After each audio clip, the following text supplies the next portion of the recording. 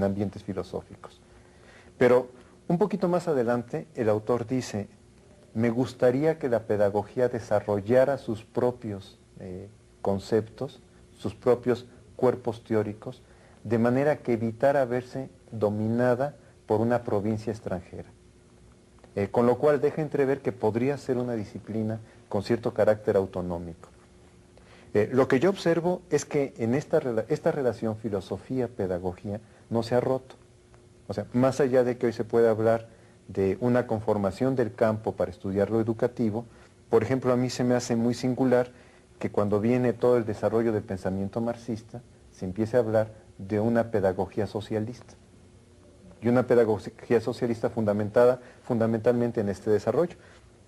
Pero ahora recientemente con la Escuela de Frankfurt, con la conformación de la teoría crítica, se empieza a hablar también de pedagogía crítica, en el sentido de adoptar los conceptos, las categorías que desarrolla la teoría crítica y aplicarlas a la reflexión educativa. Yo digo que salen cosas interesantes, porque obviamente, o sea, no es que yo esté invitando a que no se haga este tipo de desarrollos o este tipo de articulaciones, pero deja entrever que todavía la influencia filosofía-pedagogía es bastante más fuerte que lo que uno supusiera, ¿no?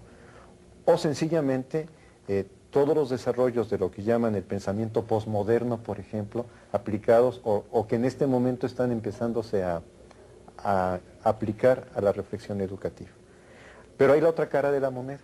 La otra cara de la moneda que yo refería al pensamiento de Durkheim y de John Dewey ya en este siglo, que es hacer de la investigación en educación un campo propio de la ciencia. O sea, estos autores lo vislumbraron, y creo que hay que decirlo con toda claridad, como ciencias positivas. O sea, como ciencias que cubrían la ciencia de la educación como una más de las ciencias que tratan de enfrentar o de construir una teoría de la educación a partir de aplicar el método científico. La diferencia en ambos autores es que, por una parte, Durkheim dice, bueno, pero esto tiene que ser al modelo de la sociología, mientras que John Dewey, en realidad, John Dewey es un autor muy interesante, porque este autor empieza a escribir, sus primeros artículos son de 1888, y sus últimas obras, su último libro es de 1944. O sea, prácticamente el autor vive 1944. 1940. O sea, prácticamente el autor tiene 60 años de trabajo académico. Yo digo que si los educadores hiciéramos lo que hacen, por ejemplo, los historiadores con el pensamiento de Marx, que dicen estas son las obras completas de Marx, o estas son las obras completas de Freud, o lo que ya aparece con Piaget, bueno, estas son las obras de Piaget, aunque todavía no se habla de obras completas, nosotros tendríamos que hacer para educación las obras completas de John Dewey. O sea, seguramente nos saldría una biblioteca significativa en términos de volumen y en términos de elaboración de pensamientos, ¿no? Entonces, John Dewey, yo creo que si hubiera vivido un poquito más, hubiera hablado de que la ciencia de la educación es una ciencia interdisciplinaria, o multidisciplinaria, porque las metodologías de las diversas disciplinas confluyen para entender lo educativo. Y yo creo que por esto también es muy difícil formar a alguien en investigación en educación, porque yo lo puedo formar como investigador en educación con métodos históricos, o con métodos sociológicos, o con métodos psicológicos, o con métodos antropológicos, toda la problemática de la etnografía, por ejemplo, y yo soy de las personas que además sostiene que con métodos didácticos. O sea, yo creo que la vieja didáctica, por ejemplo, la propia didáctica del Herbart, la propia didáctica de Comenio, o la didáctica de un Freinet, o de un Freire, si quieren hablar más cercano, también tiene metodologías propias. Y entonces, bueno, se nos complica mucho formar a alguien en el campo de la educación, en tanto que si ya es difícil formarlo como sociólogo en los métodos de la sociología, para nosotros los métodos se nos convierten en un factor a la n potencia, porque en realidad hay múltiples formas de aproximarse a entender, a comprender, a desagregar lo educativo. En ese sentido, es hasta 1960-65 que en Francia se empieza a hablar de ciencias de la educación ya en plural.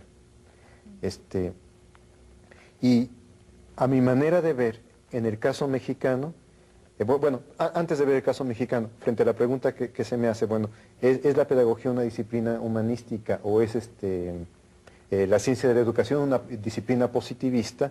Yo diría históricamente sí, pero ya en los hechos no. O sea, en los hechos lo que tenemos es una discusión quizá muy superficial o quizá que ignora su pasado. Me parece que esto es lo más grave de la situación, donde de repente yo lo que entiendo es que cuando quieren decir ciencia de la educación es por moda, no es porque en el fondo estén diciendo, bueno, pero esto me está implicando adscribirme a este tipo de pensamiento. Y incluso porque, bueno, aquí en la Facultad de Filosofía y Letras, donde yo trabajo, no se permite cambiar el plan de estudios, por ejemplo, que tenga el nombre de ciencia de la educación en vez de pedagogía. En el fondo es como una especie de arcaísmo. O sea, conservemos como nacimos, ¿para qué cambiamos? Sin embargo, en los hechos es obvio que el que hoy hace pedagogía, el que hoy, en 1990, al final del siglo hace pedagogía, necesariamente la hace en la concepción de en la concepción de John Dewey. O sea, yo lo que veo es que en los hechos, el concepto que se ha instaurado en el país para entender el fenómeno educativo es el de John Dewey, aunque le llamemos pedagogía, ciencia de la educación, ciencias de la educación o como lo queramos definir. Y que tiene su parte conceptual muy difusa, porque lo difuso de la parte conceptual es que toma un pedacito de la antropología, un pedacito de la historia, un pedacito de la sociología, y luego trata de amalgamar todo esto, y tiene su parte metodológica muy complicada, porque en realidad el debate que hay en cada una de estas disciplinas, entre si es sociología funcionalista o sociología estructuralista o sociología materialista, de repente aparece en el campo de la educación altamente conflictuado, ¿no? Una de las cuestiones que usted ya ha apuntado en alguno de sus comentarios, doctor, es el del campo de estudio de la pedagogía.